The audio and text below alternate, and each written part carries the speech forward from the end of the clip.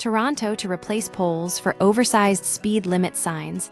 After Premier Ford's criticism, Ontario, Premier Doug Ford has publicly mocked Toronto officials over the logistical challenge of installing new, unusually large speed limit signs.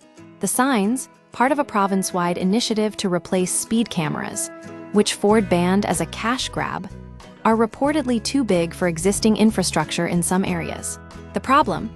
Signs larger than poles, the new temporary speed limit signs, intended for 20 Toronto school zones, measure up to 3 feet wide and 8 feet tall.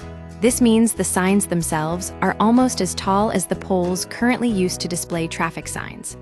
In Ottawa, where similar signs have already been implemented, officials had to install 12-foot wooden poles to support them. Toronto Mayor Olivia Chow has confirmed the city will need to replace poles to accommodate the oversized signs, with the province promising to cover the cost. Premier Ford's reaction.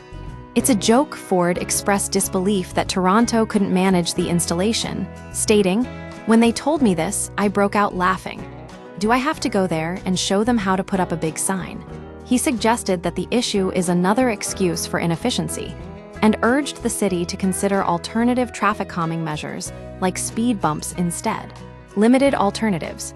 Speed bumps and flashing lights. The province's plan to replace cameras with signs, speed bumps, and flashing lights faces further limitations. Of the 150 locations where speed cameras have been banned, only 21 have been approved for speed humps or cushions, and none can accommodate full speed bumps or roundabouts. Effectiveness question studies reported by the Toronto Star suggest that large speed limit signs alone are unlikely to significantly deter speeding or aggressive driving. The situation highlights a tension between political decisions and practical implementation, with Ford pushing for an alternative to cameras that requires substantial infrastructure adjustments. The effectiveness of the new approach remains uncertain.